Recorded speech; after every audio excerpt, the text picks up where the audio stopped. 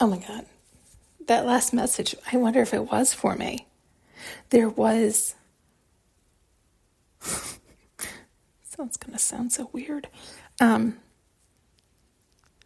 There have been energies floating through, right? And people in my mind and confusion and delusion and all types of wackadoodle stuff. And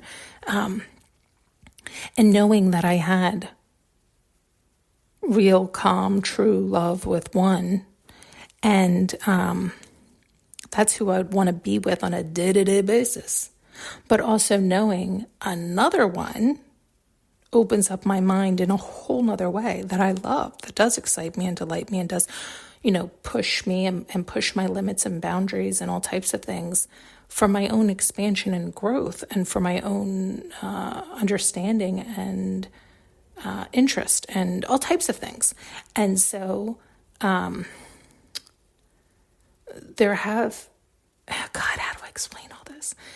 There has been it almost like these energies are aware of one another and are confused by one another. And it's almost like fighting and yet nobody needs to fight. In other words, I think the muse would love to be simply the muse. And the lover to be the lover. And I would like those dynamics the case as well. It's almost like clarity had been brought to all three for exactly that. It was like we were all confused. Oh my God.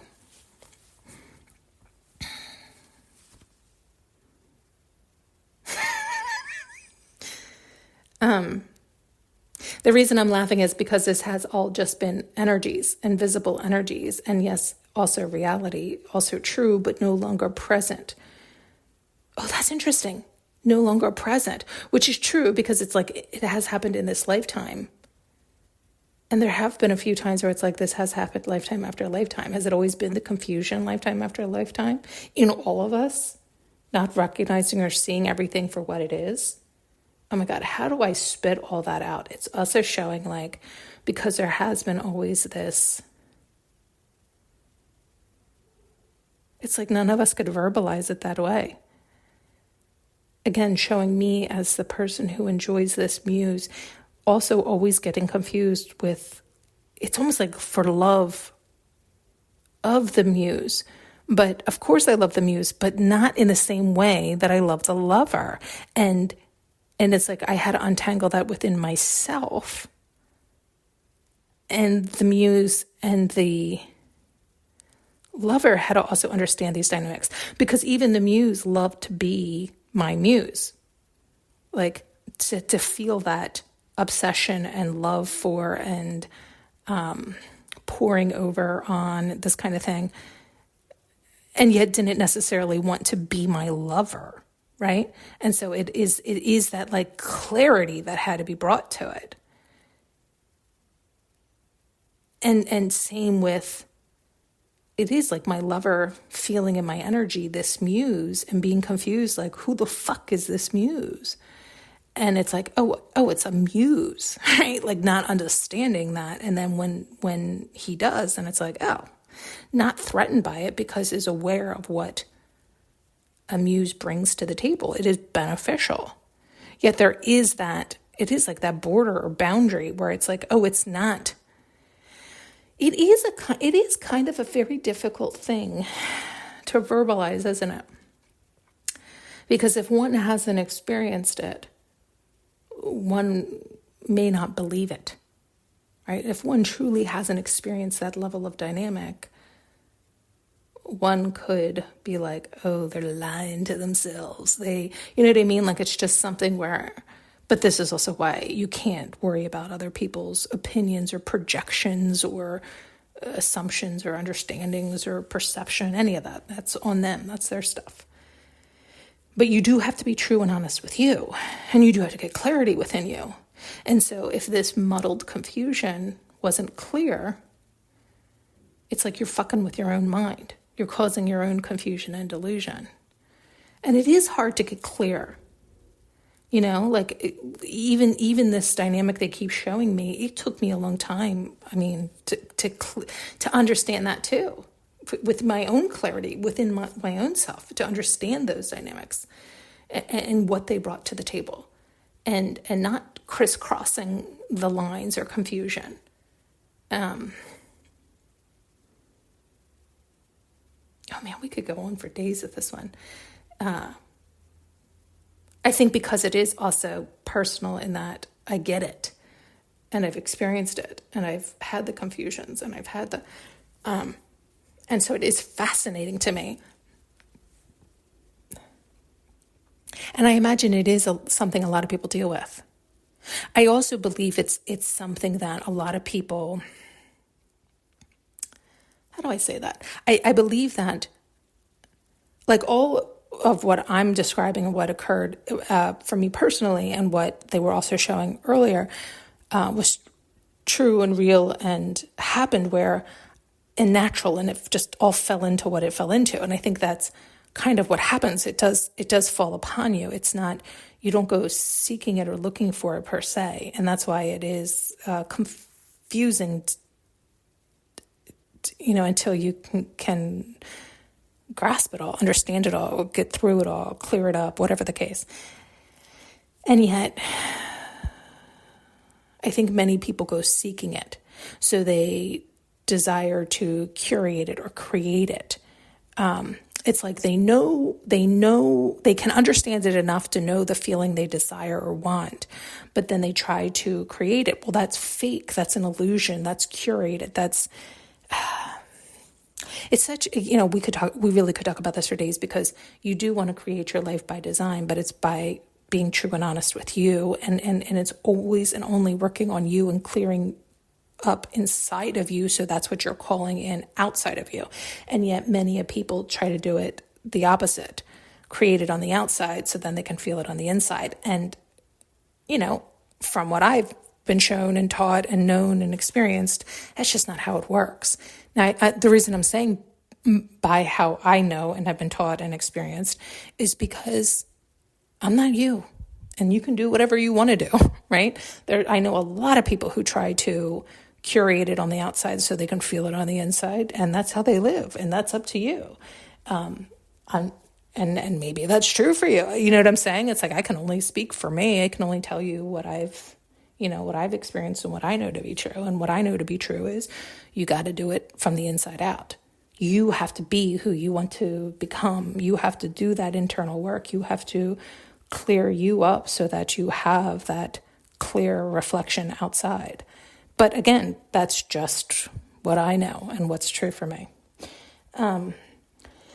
Nonetheless, oh my God. Sorry, they just smacked me with something. I don't recall if this was part of this series or not. It was a few back. I recorded something about a mirror and that there was 4 of us. So it was like, so they're showing that same 4 again. And it's like 2 were trying to curate what they saw into me and another. And so that foursome mirroring was, they were curated, we were natural, and it caused confusion and delusion and real problems. And only, unconditional love always wins. Love always wins.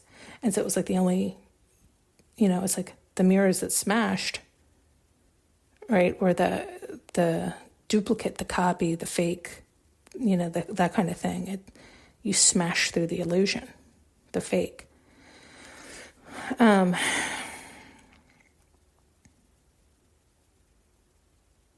Yeah, only love wins, only true wins, only natural wins, only real wins.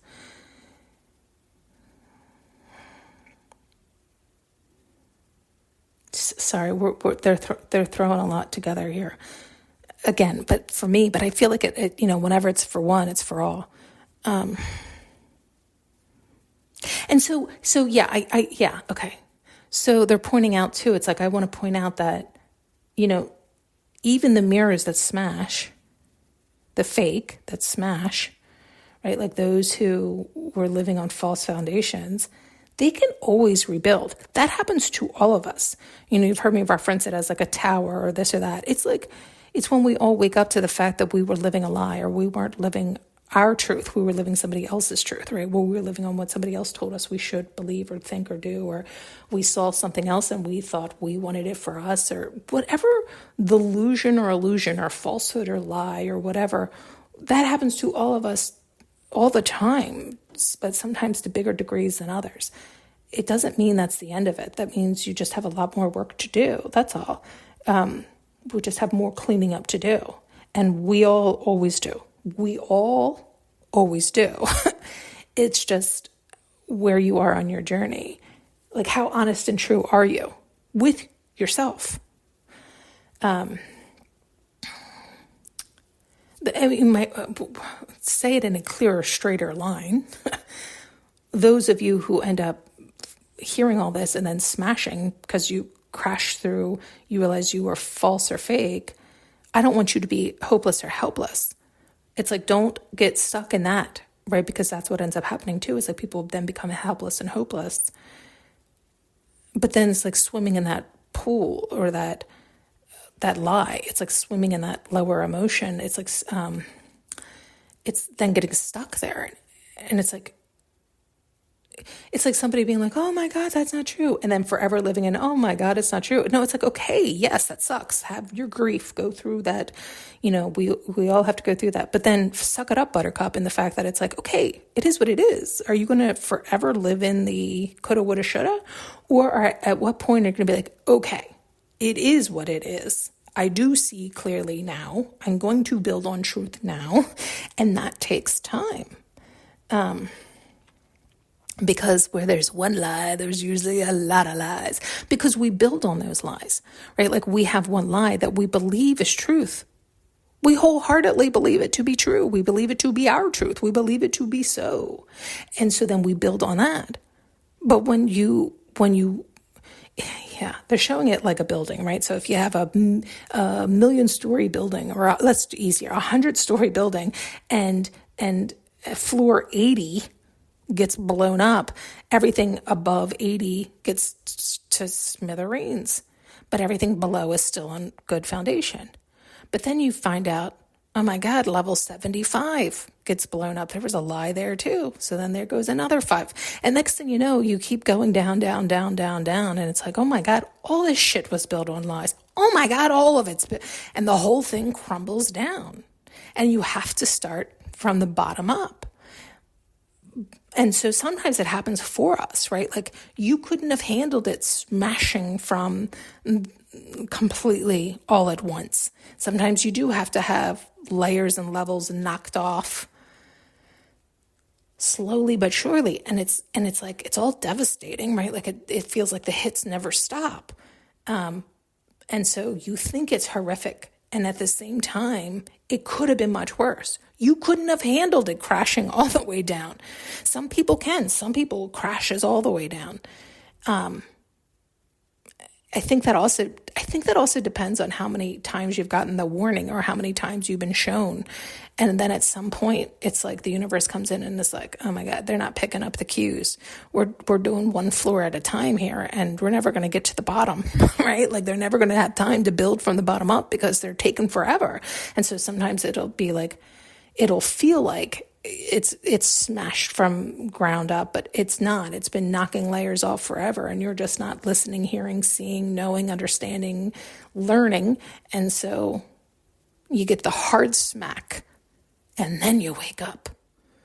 So it's like, no. If you think about it, you've been getting the whispers for a really long time, but you haven't been listening to those whispers. You haven't taken heed. You haven't listened to the warnings. You haven't changed, pivoted, understood, tried to understand, none of it. And so it can feel like the smack of a lifetime out of nowhere. And I don't understand, out of nowhere, I was blah, blah, blah. And it's like, okay, all right. Okay, lots of work to be done there. In other words, a lot of honesty has to be had for oneself, to oneself. And that's all on you. You have to do that. Okay. Thanks so much for tuning in and listening. You can now purchase an audio journey with me using the link below.